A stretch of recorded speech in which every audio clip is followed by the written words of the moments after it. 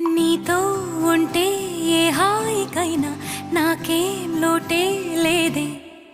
అదుగు ఆ మాటే అంటోంది పూటే సంతోషమంటే మనమేనని. ఇదిగో ఈ ఆటే ఆడే అలవాటే మానేయవేంటో కావాలని.